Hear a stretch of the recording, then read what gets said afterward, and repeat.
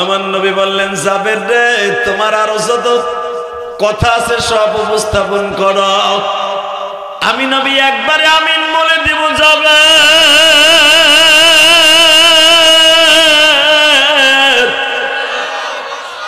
জাবের, আমি তোমার একটা দৃশ্য কোনদিন আমি প্রিয় নবী ভুলবো না। জাবের বলে, কোন দিনের ইতিহাস নবী?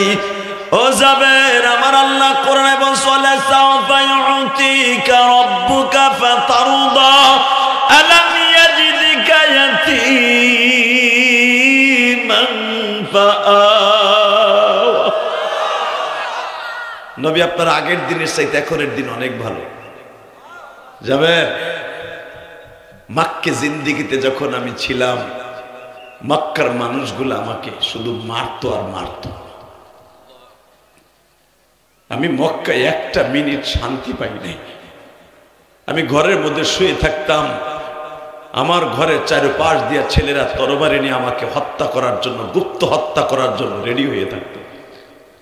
আর আমি মদিনায় আসার পরে মুক্ত বাতাসে মসজিদে নববীর ভিতরে একটা খেজুরের পাটি। আলহামদুলিল্লাহি নাহমাদুহু ওয়া নাস্তাঈনুহু ওয়া নাস্তাগফিরুহু ওয়া নু'মিনু বিহি ওয়া নাতাওয়াক্কালু আলাইহি ওয়া নাউযু বিল্লাহি মিন শুরুরি আনফুসিনা ওয়া মিন সাইয়্যাতি আমালিনা। من يهده الله فلا مضل له ومن يضلله فلا هادي له. الذي أرسل رسوله بالهدى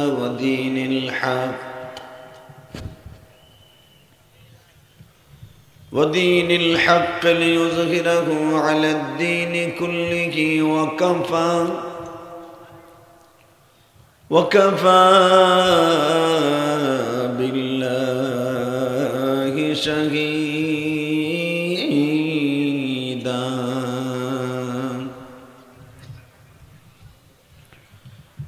أما بعد، فقد قال الله تبارك وتعالى: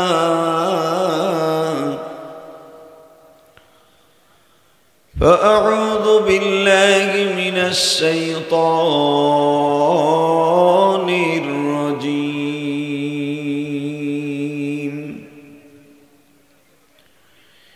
بسم الله الرحمن الرحيم.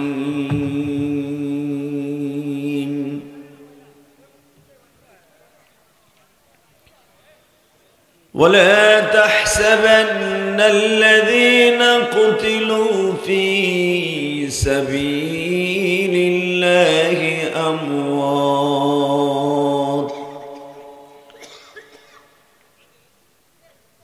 وقال الله تبارك وتعالى: والذين آمنوا أشد حبا لله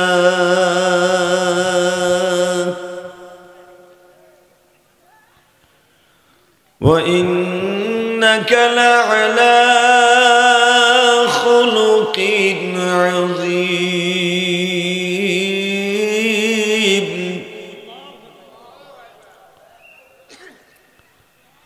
لقد كان لكم في رسول الله أسوة حسنة. إن الله وملائكته يصلون على النبي. يا أيها الذين آمنوا صلوا عليه وسلموا تسليما. اللهم صل على محمد وعلى آل محمد كما صليت على إبراهيم وعلى آل إبراهيم إنك حميد مجيد নামাজ পড়লে কে খুশি হয়? আল্লাহ নাম আসতে বলেন না, সব শক্তি দিয়ে বলেন কে খুশি হয়? যারা দাঁড়ায় আছেন বসে বলেন এই বেটা লম্বা না প্যান পুরে খাড়াই রয়েছে। এই যে আল্লাহর ওলি বসেন, এই মিডিয়ার ভাইরা বসে পড়ো, সব বসো। একসাথে বলতে হবে সমস্ত প্রশংসার মালিককে, এখানে আসার তৌফিক কে দিছেন, যেইবার তৌফিক কে দিবেন, সব কাজের শুরুতে কার নাম নিবেন? খানা খাওয়ার সময়, পানি খাওয়ার সময়, সুদ খাওয়ার সময়। সুদ খাওয়া হালাল না হারাম? জোরে কর, আরো জোরে।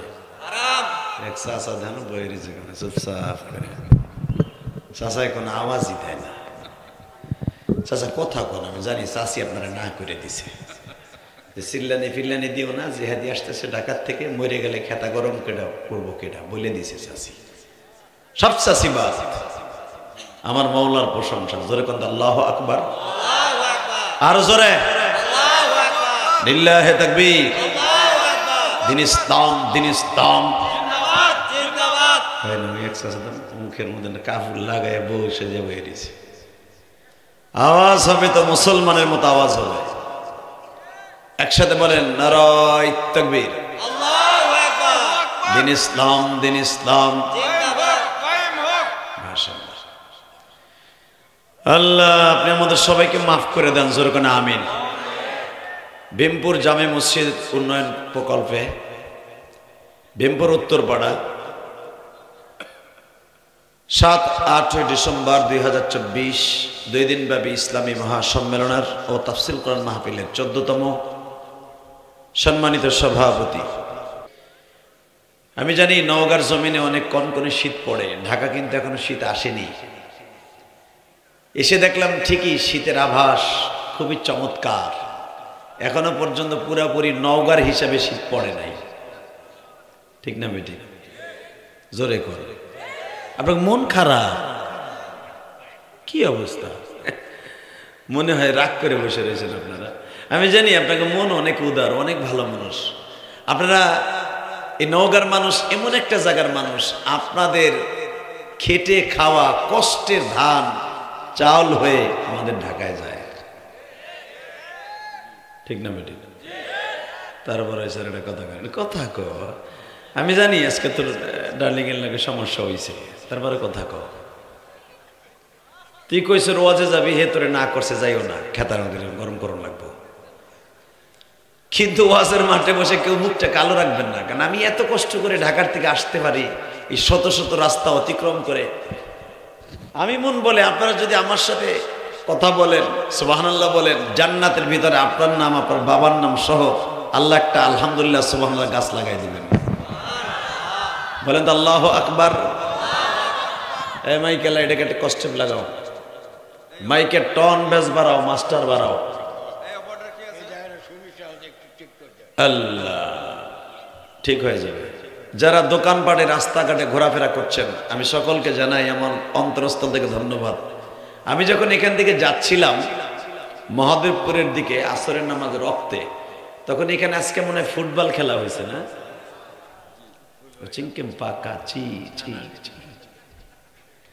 হাজার হাজার মানুষ আমি দেখছি ফুটবল খেলার মাঠে। কিন্তু অত্যন্ত পরিতাপের বিষয়, ফুটবল খেলার মাঠে যে পরিমাণ লোক হয়েছে, যদি ওই পরিমাণ লোক এখানে হতো, আমার বিশ্বাস এই মাঠে জায়গা হতো না। কথা ঠিক না বেঠিক? জোরে বলেন। আজকে মুসলমান অধপতনে কেন গেছে জানেন? একমাত্র কারণ, মুসলমান কোরআন থেকে বিচ্ছিন্ন হয়ে গেছে, মাদ্রাসা মসজিদ থেকে দূরে চলে গেছে। হালাকে যদি দূরে সরে যেতে না যেত, ফুটবল খেলার মাঠে হাজার হাজার মানুষ, ওয়াজের মাঠে হাজার হাজার মানুষ তো দূরের কথা, কয়েকশো মানুষ।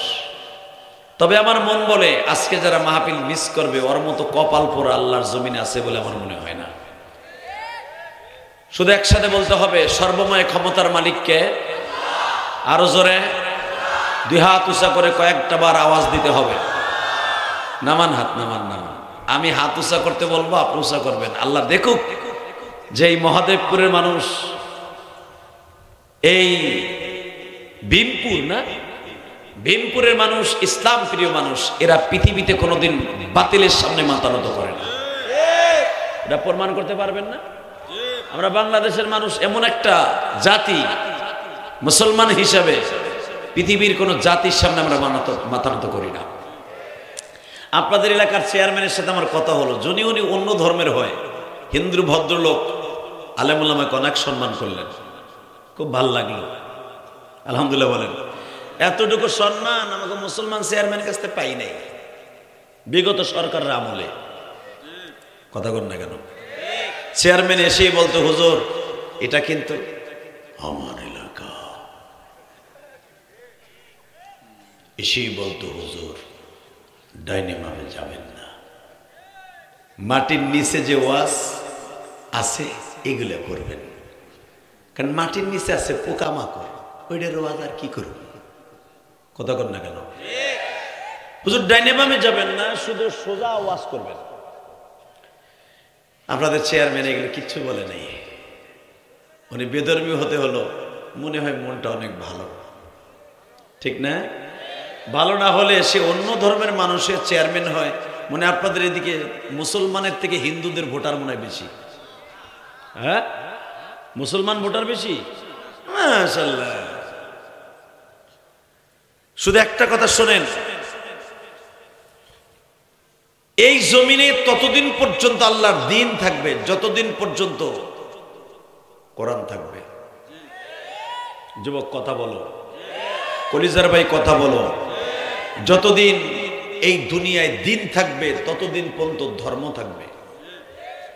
যেদিন সারা দুনিয়ার মানুষ কোরআন থেকে বিচ্ছিন্ন হয়ে যাবে, সেদিন আর এই দুনিয়া থাকবে না, ঠিক না বাবা? ঠান্ডা পানি দিলে গরম করা পানি দাও, মেয়ে এই পানি খাইয়ে কি গলা শেষ করবো না? কিছুই বুঝি না বেটা, ফ্লাক্সে পানি নিয়ে আসো, এই পানি গরম করো। শুধু আমার সাথে বলতে হবে, আমরা এমন একজন নবীর উম্মাত, যেই মানুষটাকে না বানাইলে দুনিয়ার কিছু বানাইতো না। ওই নবীর উম্মাত হতে পেরে আপনি খুশি না বেজার? বলেন তো আলহামদুলিল্লাহ, বলেন তো আল্লাহু আকবার। মাহফিলের মাঝখান থেকে একটা মর্দে মুজাহিদ আমার লাগবে তাকবীরের ধ্বনি দেওয়ার জন্য। তোমার আওয়াজ যদি মদিনা পর্যন্ত যায়, আমি কোরআন হাতে নিয়ে বললাম, একদিন না একদিন তুমি মক্কা থেকে মদিনায় যেতে পারবা। মদিনায় যাওয়ার নিয়ত আছে না নাই? আছে। এবার মাহফিলে মাঝখান থেকে একটা মর্দে মুজাহিদ দাঁড়ায় দেখাই দিবা, কোরআনের বিরুদ্ধে, আল্লাহর বিরুদ্ধে যদি কোনো কেউ নাস্তিক কখনো কথা বলে, পার্লামেন্টে দাঁড়িয়ে যদি মাদ্রাসার বিরুদ্ধে, কোরআনের বিরুদ্ধে, বেঈমানদের পক্ষে কথা বলে, ওকে দাঁত ভাঙা জবাব দিবা, জুতা দিয়ে। রাজি আছো না নাই? কাকে কে রাজি আছো? আল্লাহকে তো হাত ধরে দেখায় দাও। ইসলামের শত্রুরা, ইসলামের শত্রুরা নারায়ে তাকবীর। আল্লাহ যে যুবক ভাইরা আওয়াজ দিয়েছে, এদের শক্তি তুমি কোনোদিনও কমাবে না, এদেরকে তুমি ভালো রাখবা, সুস্থ রাখবা। আমার এই যুব সমাজই পারে এই সমাজটাকে সুন্দর করতে। আরে যেই সবুজ যুবকগুলা, সোনালী সন্তানগুলি সরকারে পোল্টি মেরে দিতে পারে। মাইকেলা কই গেছে? মাইকের আওয়াজ আওয়াজ বাড়া না বেটা, মাইক এমন কেন? ভিতরে আওয়াজ বাড়া, এই মনিটর আওয়াজ বাড়াই দে, টন ব্যাস বাড়া, মাস্টার বাড়া,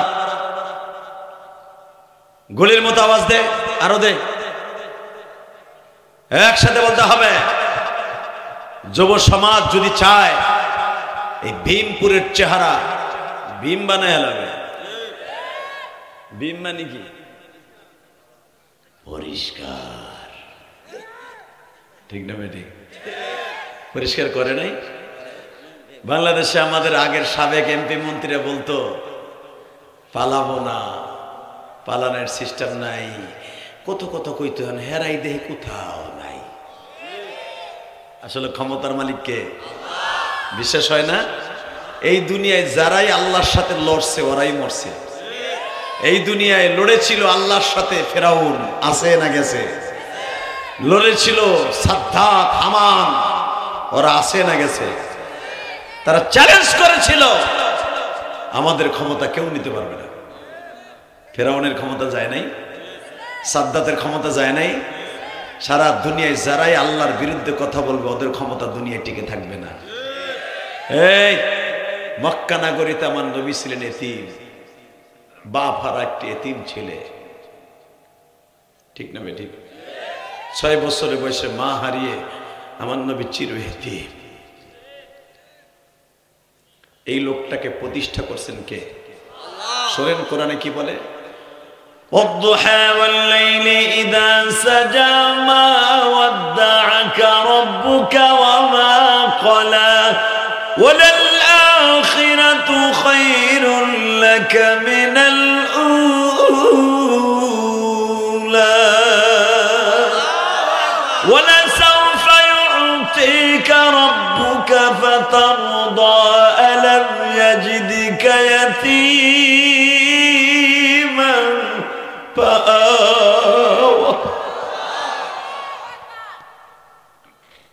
আল্লাহ কোরআনে বলেন, নবী গো, ওই সকালের প্রভাতের কসম খেয়ে বলছি, চাষতে রক্তের কসম খেয়ে বলছি, ওয়াদ-দুহা ওয়াল-লাইলি ইযা সাজা মা ওয়াদ্দাআকা রাব্বুকা ওয়া মা ক্বালা ওয়ালাল আখিরাতু খায়রুল লাকা মিনাল উলা। জোরে জোরে জোরে জোরে জোরে আল্লাহু আকবার। ও নবী, আগের দিনের চাইতে ওয়ালা সাউফা ইউতিকা রাব্বুকা ফাতারদা, এই জমিনে আপনাকে প্রতিষ্ঠা করেছি এমন ভাবে আপনার আগের থেকে এখনের অবস্থান আপনার অনেক ভালো।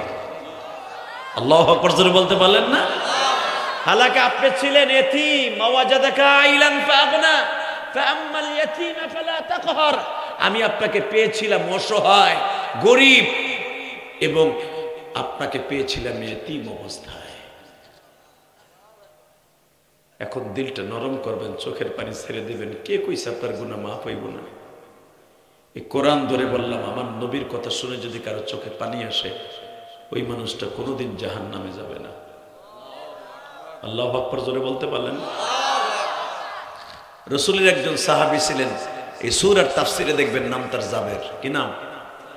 সবাই বলেন, এ চাচা কথা কম, নাম কি? এ জোরে কথা বলেন, নাম কি? জাবের রাদিয়াল্লাহু তাআলা। এই জাবেরের বাড়ি সর্বপ্রথম ছিল মদিনার থেকে অন্তত 59 কিলোমিটার দূরে।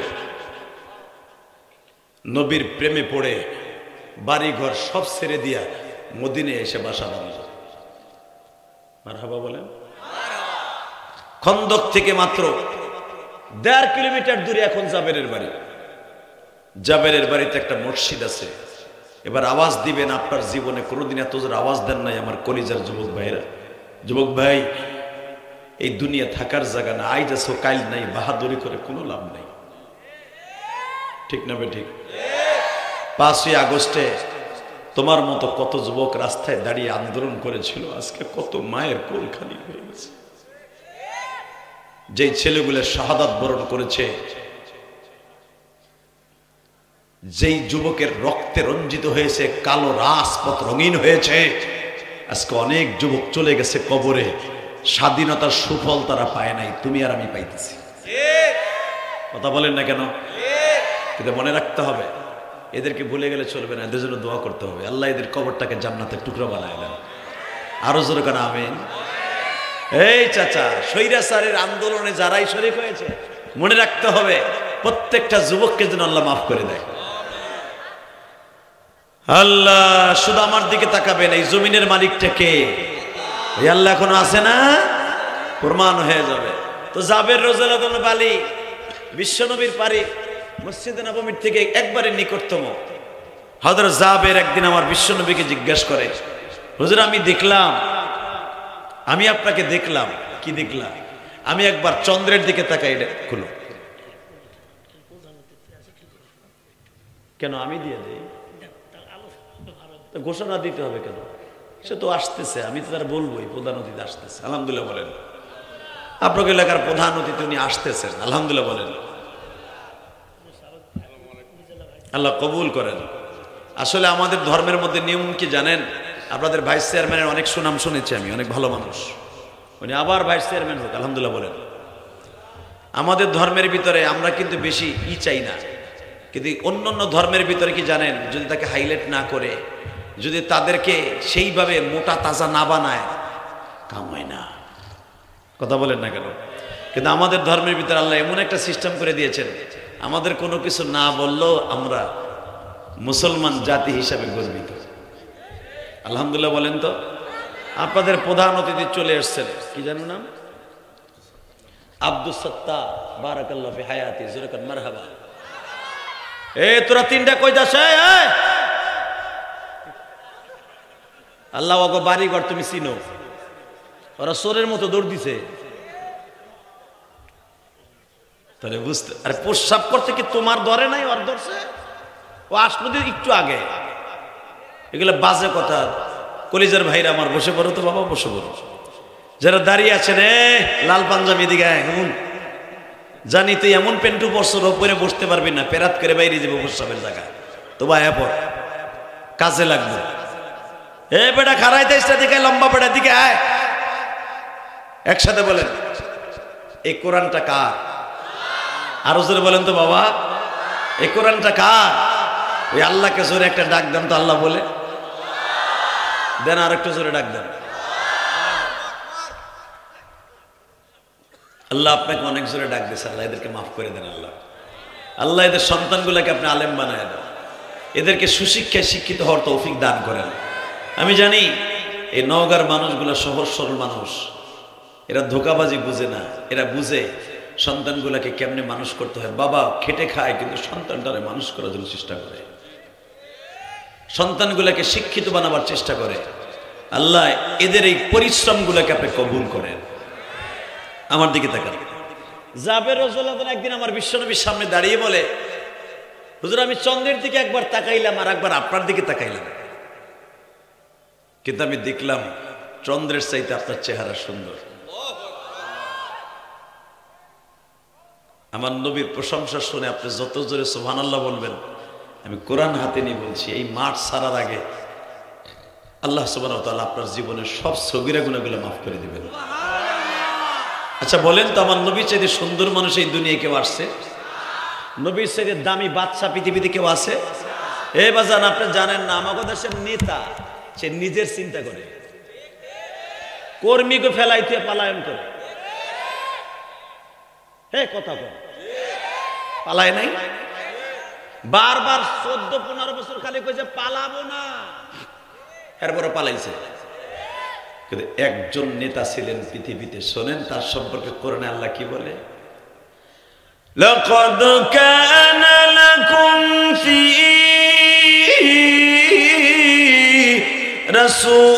রাসূলিল্লাহি উসওয়াতুন হাসানাতুন লিমান কানা ইয়ারজুল্লাহা ওয়াল ইয়াওমাল আখির। কোরআন তেলাওয়াত শুনে যদি কেউ আল্লাহু আকবার বলেন, জীবনে হাড়ের রোগ হবে না। আপনারা জানেন না আল্লাহু আকবারের কত দাম। জীবনে আপনার হাড়ের রোগ হবে না, জীবনে আপনি পৃথিবীর কারোর সামনে মাথা নত করতে হবে না, জীবনে কোনোদিন কোনো মানুষ আপনার জাররা পরিমাণ ক্ষতি করতে পারবে না, কারণ আপনি আল্লাহকে বড় করে কোনোদিন আল্লাহ আপনাকে ছোট রাখবে না। আল্লাহু আকবার জোরে বলতে হবে। এবার আপনারা আমার সাথে আওয়াজ দিবেন। জাবের যখন বললেন চন্দ্রের ভিতরে দেখতেছি কালো দাগ আছে, কিন্তু আপনার চেহারার ভিতরে কোনো দাগ নাই। নবী আমি একটা কথা জিজ্ঞেস করি, নবী গো কিয়ামতের মাঠে আপনি যদি জান্নাতে যান আমারে নিয়ে যাবেন না? আমার নবী বললেন, জাবের রে তোমার আরো যত কথা আছে সব উপস্থাপন করো, আমি নবী একবারে আমিন বলে দিব। যাবে